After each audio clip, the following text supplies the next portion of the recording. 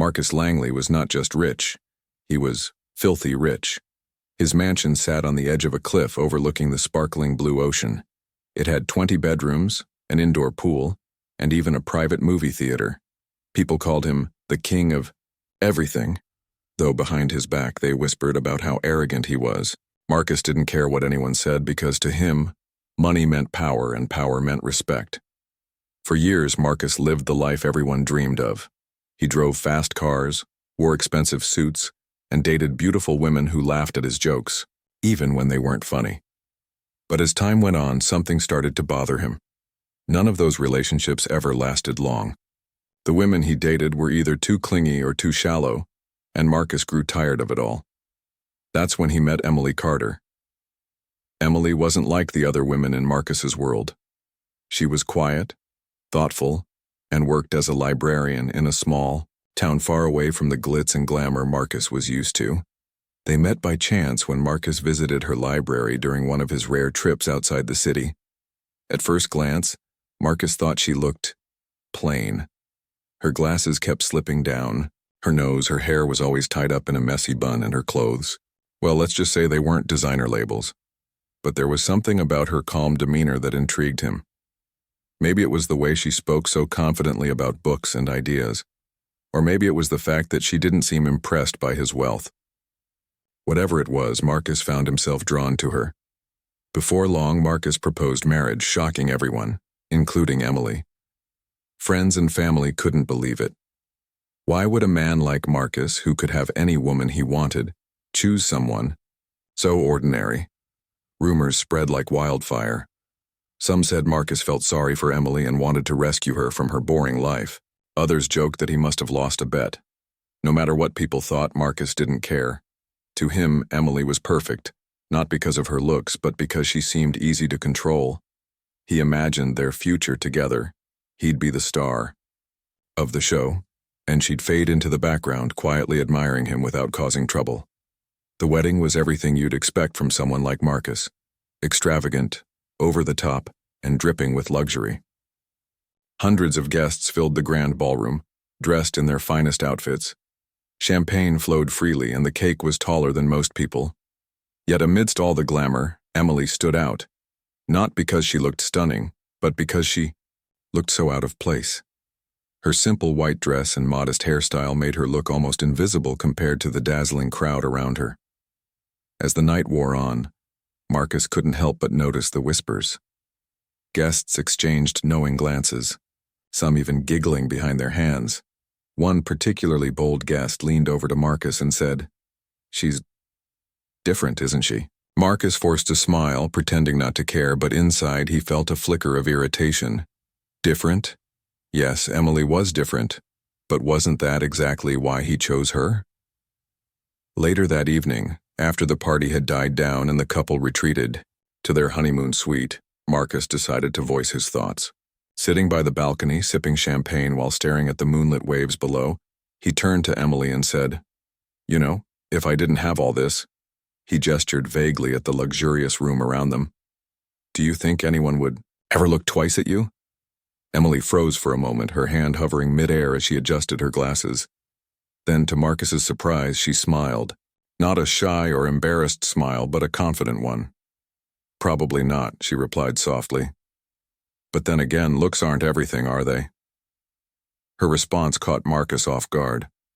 For a second, he wondered if he'd misjudged her, if maybe she was smarter than he gave her credit for. But before he could dwell on it, Emily stood up, stretched, and headed to bed. "Good night, Marcus," she said simply, leaving him alone with his thoughts.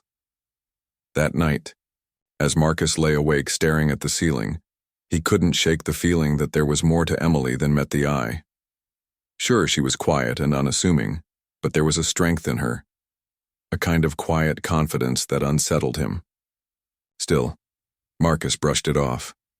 After all, what harm could someone like Emily possibly do? She was just a librarian, right? Little did Marcus know. His bride harbored secrets that would soon turn his entire world upside down. For now, though, he remained blissfully unaware, content in his belief that he had married a woman who posed no threat to his ego or his empire. Life in Marcus Langley's mansion quickly settled into a predictable rhythm, or at least as predictable as life could be when you were married to someone like Emily Carter. Marcus resumed his usual routine of hosting extravagant parties, attending high-profile events, and flaunting his wealth for all to see. Meanwhile, Emily seemed content fading into the background, rarely drawing attention to herself. She spent most of her days in the library of their estate, surrounded by books and papers, quietly working on projects that no one understood. At first, Marcus didn't pay much attention to what Emily was doing. After all, why would he? He had convinced himself that she was just a simple librarian with simple interests. What harm could come from letting her do whatever it was she enjoyed? But as weeks turned into months, Marcus began to notice strange things about Emily's behavior. She often disappeared for hours at a time, claiming she needed space to think. When asked about her work, she gave vague answers like, "It's just something I enjoy," or "You wouldn't understand." Her evasiveness only fueled Marcus's curiosity and his suspicion. One afternoon, while Emily was out running errands, Marcus decided to snoop around. He told himself it wasn't out of distrust, he was simply curious. How bad could it be to take a peek inside her private study? After all, they were married. Didn't that give him the right to know what she was up to? The door to Emily's study was locked, but Marcus had no trouble picking it open with a paperclip he found in his desk drawer. As he stepped inside, he froze. The room looked nothing like he had imagined. Instead of shelves lined with novels or stacks of handwritten notes, the space resembled a mad scientist's laboratory. Blueprints covered every available surface. Mathematical equations were scribbled across the walls in chalk, and strange devices, some glowing faintly, others humming softly, were scattered across tables. In the center of the chaos sat a sleek, metallic object shaped like a sphere. It hovered slightly above its pedestal, emitting a soft, pulsating light. Marcus approached it cautiously, his heart pounding with a mix of awe and unease. This thing, whatever it was, it didn't belong here. It didn't belong in this house, or this world. Before Marcus could examine it further, he heard the front door slam shut. Panic surged through him as he realized Emily was home earlier than expected. Frantically, he tried to figure out what to do. Should he hide? Pretend he hadn't been snooping? Before he could decide, the sound of footsteps echoed down the hallway. Emily appeared in the doorway, her expression unreadable behind her glasses. For a moment, neither of them spoke. Then, breaking the silence, Marcus forced a nervous laugh. "What is all this junk?" he sneered, gesturing vaguely at the cluttered room. He hoped sarcasm would mask his guilt. To his surprise, Emily didn't flinch. Instead, she walked over to the glowing sphere and picked it up gently, cradling it in her hands as though it were a precious artifact. "This junk, as you call it," she said calmly, "is worth more than your entire fortune." Her words hit Marcus like a punch to the gut. Worth more than his fortune? That was impossible, or so he thought. Before he could respond, Emily continued, her tone firm but eerily calm. "This device is capable of bending reality itself. With it, I can manipulate matter, energy, and even time. Do you understand what that means?" Marcus shook his head, too stunned to speak. Time, energy, reality. None of it made sense. Was she joking? No, she couldn't be. There was something in her voice, a certainty, that sent chills down his spine. Seeing the confusion on his face, Emily sighed. "Let me put it this way," she said. "If I wanted to, I could erase your existence with a single thought. Or, I could make you wish you'd never been born." For the first time in his life, Marcus felt truly powerless. All his money, all his influence, it meant nothing compared to the power Emily held in her hands. And yet, despite the fear coursing through him, part of him refused to believe her. Surely she was bluffing. No one, not even someone as mysterious as Emily, could possess such unimaginable power. "You're lying," Marcus finally managed to say, though his voice trembled. "This is some kind of trick." Emily raised an eyebrow, her lips curling into a faint smile. Without another word, She activated the sphere. The air shimmered, and suddenly, Marcus felt his body go rigid. He tried to move, to scream, to do anything, but it was as if invisible chains bound him in place. His heart raced as panic set in. What was happening to him? Was this real? Or was he dreaming? After what felt like an eternity, but was probably only a few seconds, the sensation faded and Marcus collapsed onto the floor, gasping for breath. Trembling, he looked up at Emily, who stood watching him with an unreadable expression. "Do you believe me now?" she asked softly. Marcus nodded, unable to form words. Fear gripped him like never before. This woman, this quiet, unassuming woman he had mocked and underestimated, was not who she seemed to be, and now she held all the cards. Over the next few days, Emily didn't mention the incident or the sphere. Life returned to normal, or as normal as it could be under the circumstances. Marcus, however, couldn't shake the memory of what he had seen. Every time he looked at Emily, he saw not the shy librarian he had married, but the enigmatic figure who wielded powers beyond comprehension. Questions swirled in his mind. Where had she gotten the sphere? What else was she capable of? And most importantly, what did she plan to do with him? One evening, as they sat together in the dining room, Marcus finally gathered the courage to ask. "Emily," he began hesitantly, "what exactly are you planning to do with that thing?" Emily glanced up from her book, her eyes meeting his. For a moment she said nothing, as if weighing her response carefully. Then, setting the book aside, she leaned back in her chair and fixed him with a steady gaze. "I'm not planning anything," she said simply. "Not yet, anyway." "Not yet?" Marcus repeated, his voice rising. "What does that mean? Are you going to use it against me? Is that why you married me, to get revenge?" Emily chuckled, a sound that was both amused and chilling. "Revenge?" she said. "No, Marcus. I didn't marry you for revenge. I married you because I knew exactly who you are. You judged me based on my looks, thinking I was weak and insignificant. But now let's see how you handle being powerless." Her words struck a nerve, and Marcus felt a wave of shame wash over him.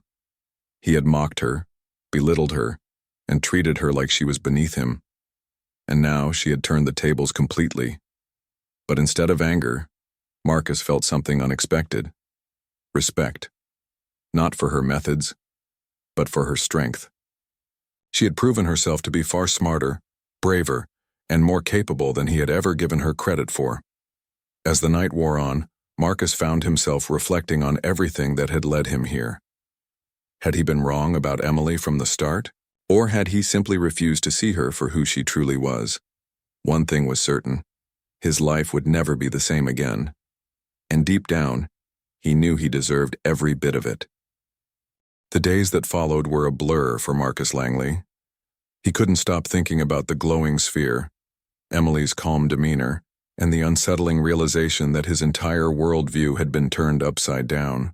For years, he had prided himself on being in control of his money, his relationships, and his life.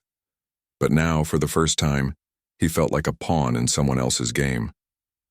And that someone was his own wife. Emily didn't act any differently after their confrontation in the study. She went about her daily routine as if nothing unusual had happened, spending hours in her makeshift lab or reading books by the window.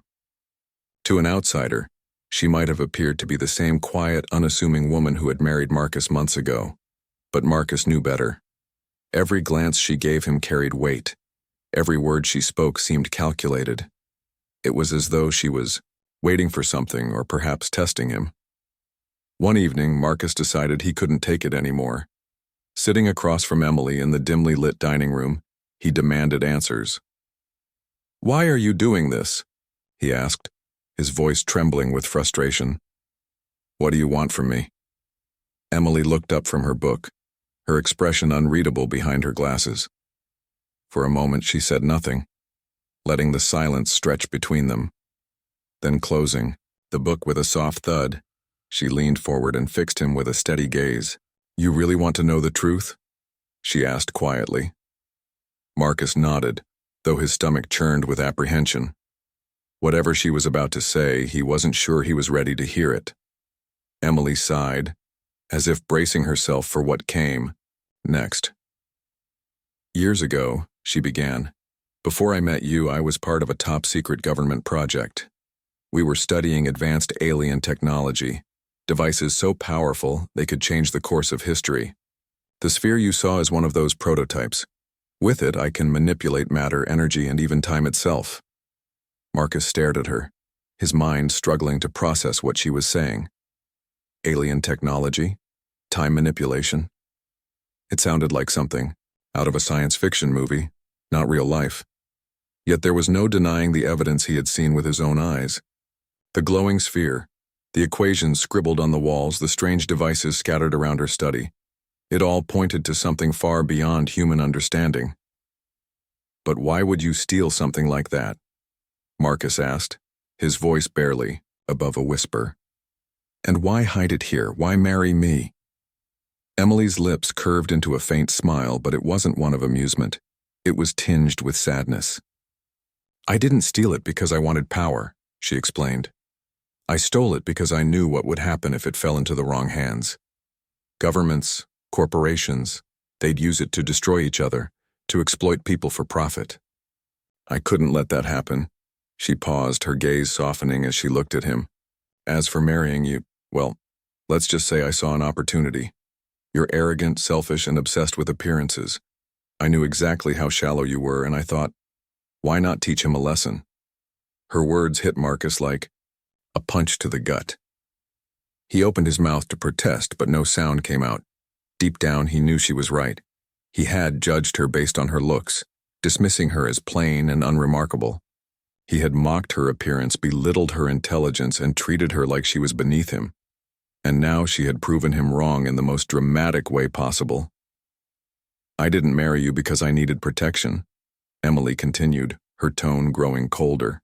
"I married you because I wanted to show you what it feels like to be powerless, to be judged solely on things you can't control.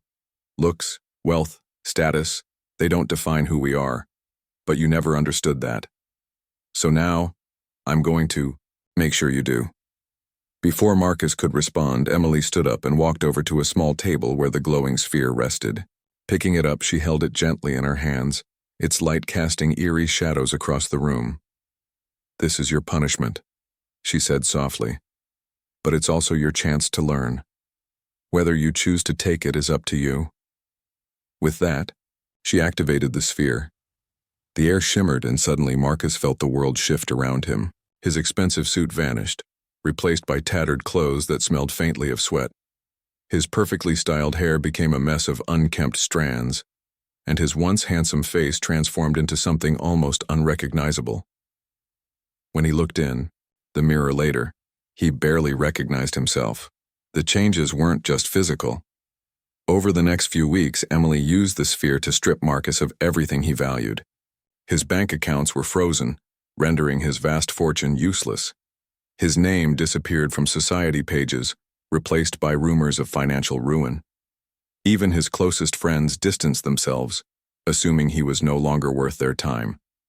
Marcus, once the center of attention at every event, became invisible, a ghost drifting through a world that had moved on without him. At first, Marcus begged for mercy, pleading with Emily to reverse the effects of the sphere. "Please," he cried one night, tears streaming down his face. "I'll do anything, just give me another chance." But Emily remained unmoved. "You think this is about revenge?" she asked, her voice cold. "It's not. This is about teaching you humility, about showing you what it's like to live without the privileges you've always taken for granted."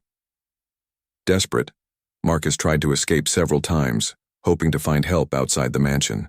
But wherever he went, invisible barriers blocked his path, trapping him within the estate. Eventually, he gave up, resigning himself to his new reality. Slowly, painfully, he began to understand what Emily had been trying to tell him all along. Looks and wealth didn't define a person's worth. What truly mattered was how you treated others, and how you carried yourself when no one was watching. Marcus had spent his life chasing superficial success, using his money and charm to mask his insecurities. Now, stripped of those crutches, he was forced to confront the emptiness inside him. Despite his suffering, Emily didn't completely abandon him. She made sure he had food, shelter, and basic necessities. Occasionally, she would sit with him and talk, sharing stories from her past and explaining the principles behind the sphere's technology. Through these conversations, Marcus began to see her in a new light, not as an enemy, but as someone who cared deeply about justice and humanity. One day, while they were sitting together in the garden, Emily handed him a newspaper clipping. It featured a story about a remote village that had received clean water, thanks to an anonymous donor. Another article highlighted a scholarship fund established for underprivileged students. Both initiatives bore the signature of the Phantom benefactor, a mysterious figure who had been quietly changing lives around the world. "Did you do this?" Marcus asked, his voice filled with awe. Emily nodded. "I use the sphere to redirect some of your wealth toward causes that actually matter," she explained. "People don't need flashy parties or designer clothes. They need food, education, and opportunities. That's what true wealth looks like." Tears welled up in Marcus's eyes as he realized the extent of Emily's generosity. While he had squandered his fortune on meaningless luxuries, she had used it to make a real difference in the world. For the first time in years, he felt a spark of hope, not for himself, but for the kind of person he could still become. By the end of the third month, Marcus was a changed man. Gone was the arrogance and entitlement that had defined him. In their place was a newfound sense of humility and gratitude. He started helping Emily with her projects, using whatever resources he still had to support her mission. Though he knew he could never undo the mistakes of his past, he vowed to spend the rest of his life making amends. As for Emily, she watched his transformation with quiet satisfaction. She hadn't set out to punish Marcus forever. Her goal had always been to teach him a lesson. And now, seeing the sincerity in his eyes, she knew he had finally learned it. One evening, as they sat together under the stars, Emily turned to him and said, "You've come a long way, Marcus. But remember, redemption isn't something you earn overnight. It's a choice you make every single day." Marcus nodded, his heart swelling with determination. For the first time in his life, he felt like he was on the right path, a path paved not with gold, but with purpose. Months had passed since Emily first revealed her secrets to Marcus, and life in the mansion had taken on a strange new rhythm. The once lavish estate now felt quieter, less opulent, as if reflecting the changes within its owner. Marcus, who had once strutted through its halls like a king surveying his kingdom, now moved with a humbler gait. His tattered clothes and unkempt appearance were constant reminders of how far he had fallen, and how much he still had to learn. Emily, on the other hand, remained unchanged.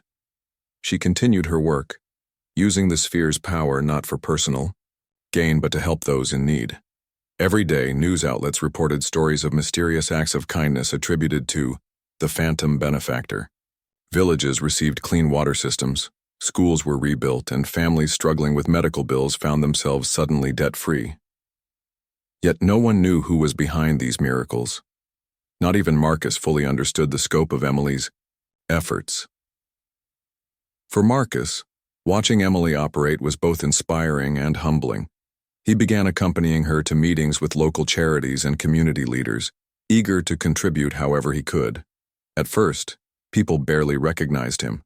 Gone was the polished billionaire they once fawned over. In his place stood a gaunt, weary man whose eyes carried the weight of regret. But slowly, as he rolled up his sleeves and got to work, sorting donations, organizing fundraisers, and listening to people's stories, they began to see him differently. One afternoon, while volunteering at a food bank, Marcus struck up a conversation with an elderly woman named Mrs. Harper. She was frail, her hands trembling as she packed canned goods into boxes, but there was a warmth in her smile that put Marcus at ease. "You remind me of someone I used to know," she said. "After a while, he had everything, money, looks, charm, but he didn't care about anyone but himself." Marcus stiffened, recognizing the description all too well. "What happened to him?" he asked cautiously. Mrs. Harper shrugged. "Life has a way of teaching us lessons when we least expect it. Sometimes it takes losing everything to realize what truly matters." Her words lingered in Marcus's mind long after their conversation ended. For years, he had lived under the illusion that wealth and status made him invincible. Now stripped of those things, he finally understood how hollow they had been. True fulfillment came not from what you owned, but from what you gave back. And Emily had shown him that in ways he could never have imagined. Despite his progress, Marcus couldn't shake the feeling that Emily was testing him. She never explicitly said so, but her actions spoke volumes. Whenever he tried to take credit for her work or suggest ideas rooted in his old mindset, she would gently redirect him, reminding him of the values she stood for. "It's not about recognition," she told him one evening. "It's about making a difference even if no one knows it's you." At times, Marcus wondered if Emily would ever forgive him for the way he had treated her. He had mocked her appearance, dismissed her intelligence, and assumed she was weak because she didn't fit his narrow definition of success. Now every glance she gave him carried a mix of disappointment and quiet resolve, as if she were waiting for him to prove himself worthy of redemption. One night, unable to sleep, Marcus wandered into the library where Emily spent most of her time. She was sitting at her desk, surrounded by blueprints and notes, the glowing sphere resting quietly in the corner. Seeing him standing in the doorway, she looked up and smiled faintly. "Can't sleep?" she asked. Marcus shook his head. "I keep thinking about everything you've done, all the lives you've changed, and I wonder, do you think I'll ever be able to make up for what I've done?" Emily studied him for a moment, her expression thoughtful. Then, setting down her pen, she gestured for him to sit. "Marcus," she began, "redemption isn't about erasing your past. It's about choosing a better future. You've already started down that path. The question is, are you willing to stay on it, even when it gets hard?" Her words resonated deeply with him. Redemption wasn't something you achieved overnight. It was a journey, one that required patience, persistence, and humility. And though Marcus knew he still had a long way to go, he was determined to keep moving forward. As weeks turned into months, Marcus threw himself into his new role with unwavering dedication. He used his remaining resources to fund projects Emily deemed important, from renewable energy initiatives to educational programs for underprivileged children. He even reached out to former business associates, urging them to invest in causes that benefited society rather than just their bottom line. To his surprise, many listened, inspired by his transformation. But despite his efforts, Marcus couldn't ignore the growing tension between him and Emily. Though she appreciated his contributions, there was a distance between them, one that neither seemed willing to bridge. Part of Marcus feared she would leave him, disappearing without a trace and taking the sphere with her. Another part worried that she might decide to punish him further, using the sphere's power to erase him entirely. Then one evening, Emily called him into the study. The room was dimly lit, the air heavy with anticipation. Sitting across from him, she held the glowing sphere in her hands, its light casting eerie shadows across her face. "Marcus," she said softly, "it's time we talked about what happens next." His heart raced as he braced himself for whatever she was about to say. Was this it? Had she grown tired of him? Would she banish him forever? "I've watched you change over these past months," she continued, her voice steady but tinged with emotion. "You've worked hard to make amends, to become a better person. And while I'll never forget the way you treated me, I also believe in second chances." Relief washed over Marcus, though he dared not interrupt. Instead, he listened intently as Emily explained her decision. "I'm going to deactivate the sphere's effects on you," she said. "Your original appearance and access to your fortune will return. But before you celebrate, know this. I'm not doing this because I trust you completely. I'm doing it because I want you to choose the right path, not because you're forced to, but because you genuinely believe in it." With that, she activated the sphere. The air shimmered, and Marcus felt a wave of warmth wash over him. When it faded, he looked down at his hands and saw they were smooth and manicured once again. Rushing to a mirror, he confirmed that his handsome features had returned along with the confidence he thought he'd lost forever. Yet, as he stared at his reflection, he realized something profound. None of it mattered anymore. The wealth, the looks, the status, they were just tools, means to an end. What truly mattered was how he chose to use them. Turning back to Emily, he found her watching him with a mixture of pride and caution. "Thank you," he said simply, his voice thick, with emotion. "I won't let you down." Emily nodded, though her expression remained guarded. "Prove it," she replied. "Not to me, but to yourself." Over the following weeks, Marcus worked harder than ever, pouring his restored resources into meaningful projects and striving to live up to Emily's expectations. Yet despite his best efforts, a nagging fear lingered in the back of his mind. What if he failed? What if he slipped back into his old ways? Little did he know, Emily had already made plans of her own. One morning, Marcus woke up to find her gone, leaving behind only a note. "Marcus, you've come a long way, but your journey is just beginning. Remember, true wealth isn't measured by what you own, but by the lives you touch. Use your gifts wisely, and don't forget why you started this path in the first place. Take care, Emily." Though devastated by her departure, Marcus resolved to honor her legacy. With renewed determination, he dedicated himself to creating a world where kindness and compassion reigned supreme, a world Emily would be proud of. The days that followed Emily's departure were among the loneliest of Marcus Langley's life. Her absence left a void in the mansion, a silence so profound, it felt like the walls themselves mourned her. Marcus wandered through the empty halls, replaying their final conversation in his mind. The note she had left behind was tucked safely in his pocket, its words etched into his memory. True wealth isn't measured by what you own, but by the lives you touch. It was a simple sentence, yet it carried the weight of an entire philosophy, one Marcus now understood more deeply than ever before. At first, he tried to distract himself with work. He threw himself into charity projects, community initiatives, and global outreach programs determined to honor Emily's legacy. But no matter how many lives he touched or how much good he did, the ache of her absence lingered. She wasn't just his wife. She was his teacher, his guide, and perhaps even his savior. Without her, Marcus often wondered if he would have the strength to stay on this path, or if he'd eventually fall back into old habits. Still, he pressed on. Every morning, he woke up with a renewed sense of purpose, reminding himself why he had started this journey in the first place. It wasn't about earning Emily's forgiveness anymore. It was about proving to himself that change was possible. That a man who had once been defined by arrogance and greed could become someone worthy of respect. One evening, as Marcus sat alone in the library where Emily used to spend hours, he noticed something peculiar.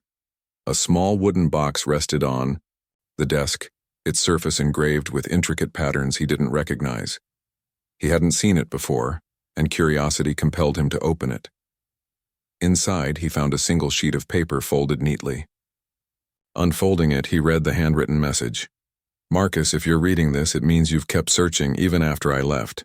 That speaks volumes about the person you've become. Enclosed is a gift, one I hope will remind you of the lessons we shared. Use it wisely, Emily." Beneath the note lay a small device no bigger than a coin. It shimmered faintly, its surface smooth and cool to the touch. Though it didn't glow like the sphere, Marcus immediately recognized its otherworldly origin. His hands trembled as he held it, torn between awe and apprehension. What was it? Another prototype? A keepsake? Or something else entirely? Before he could decide, the device activated, projecting a holographic image into the air. It was Emily, her face calm and composed as always, but there was a sadness in her eyes that hadn't been there before. "Hello, Marcus." Her voice echoed softly. "I recorded this message knowing you'd find it eventually. By now, I imagine you've realized that the sphere wasn't just a tool for punishment. It was also a test. And I'm proud to say you passed. Marcus felt a lump rise in his throat. Passed? Did that mean she forgave him? Or was this simply another step in her plan? I never intended to punish you forever, Emily continued. My goal was always to teach you humility, empathy, and the importance of using your gifts for good. You've shown me that you're capable of change, that you're willing to dedicate yourself to making the world a better place. For that, I'm grateful. Her words brought tears to Marcus's eyes. Gratitude wasn't something he had expected from her, not after everything he had done. Yet here she was, acknowledging his efforts and expressing faith in his future. But remember, Emily added, her tone growing firmer, this isn't the end. The device I've given you is a reminder of the power you hold, not just over others, but over yourself. It's not designed to control or manipulate. It's meant to inspire. When you feel lost or tempted to return to your old ways, use it to reflect on how far you've come. Let it remind you of the man you can still become. As the hologram faded, Marcus sat motionless, clutching the tiny device in his hand. For the first time, he fully grasped the depth of Emily's wisdom. She hadn't abandoned him out of anger or resentment. She had trusted him enough to continue this journey on his own. The device wasn't just a token, it was a symbol of her belief in his potential. In the weeks that followed, Marcus carried the device everywhere he went. Whenever doubt crept in or challenges seemed insurmountable, he would activate it, watching Emily's holographic message again and drawing strength from her words. Slowly but surely, he began to see her influence in every decision he made. Whether it was funding a new hospital wing, mentoring young entrepreneurs, or simply lending a listening ear to someone in need, Emily's lessons guided him. Word of his transformation spread quickly. People who had once dismissed him as arrogant and self-centered now praised him as compassionate and visionary. Reporters clamored for interviews, eager to learn how the notorious billionaire had reinvented himself. But Marcus refused to take full credit. Instead, he redirected attention to the causes he supported, ensuring that the focus remained on those who truly needed help. Despite his success, Marcus couldn't shake the feeling that Emily was still out there somewhere, watching, waiting, and perhaps even guiding him from afar. He searched for her tirelessly, hiring private investigators and scouring news reports for any sign of her whereabouts. But no matter how hard he looked, she remained elusive, leaving behind only whispers of her presence. One day, while visiting a remote village where clean water systems had recently been installed, Marcus met a young girl named Lily. She was bright-eyed and curious, peppering him with questions about his work and dreams for the future. As they talked, she suddenly pulled out a small, glowing object, a miniature version of the sphere, and handed it to him. "A lady gave this to me," she said innocently. "She said it belonged to someone who needed it more." Marcus froze, his heart pounding. Could it be? Was Emily nearby? He scanned the crowd, searching for a familiar face, but saw nothing except smiling villagers and bustling activity. Still, the gesture filled him with hope. If Emily had entrusted Lily with such a precious item, it meant she was still watching over him, even if from a distance. Years passed, and Marcus continued his work, becoming a beacon of generosity and kindness. His name became synonymous with philanthropy, inspiring countless others to follow in his footsteps. Yet, despite his achievements, he never forgot the woman who had changed his life. In quiet moments, he would sit by the ocean, staring at the horizon and wondering where she might be. One evening, as the sun dipped below the waves, casting golden hues across the sky, Marcus felt a presence beside him. Turning, he saw Emily, standing there, her glasses slightly askew and her hair caught in the breeze. For a moment, neither of them spoke, content to simply exist in each other's company. "You've done well," Emily finally said, her voice soft but steady. "I'm proud of you." Tears welled up in Marcus's eyes as he reached out to touch her hand. I couldn't have done it without you, he admitted. Will you stay this time? Emily smiled, though there was a hint of sadness in her expression. My work isn't done yet, she replied. There are still places to go, people to help. But know this, wherever I am, I'll always be cheering you on. With that, she turned and walked away, disappearing into the twilight. Marcus watched her go, his heart heavy but full of gratitude. Emily had given him more than a second chance. She had given him a purpose, and though their paths might diverge, he knew they would always be connected by the lessons she had taught him. As the stars emerged overhead, Marcus whispered a silent promise to himself and to Emily. Thank you for believing in me. I won't let you down. And with that, he returned to the mansion, ready to face whatever challenges lay ahead. After all, true redemption wasn't about perfection, it was about perseverance, and Marcus Langley was determined to persevere, one act of kindness at a time.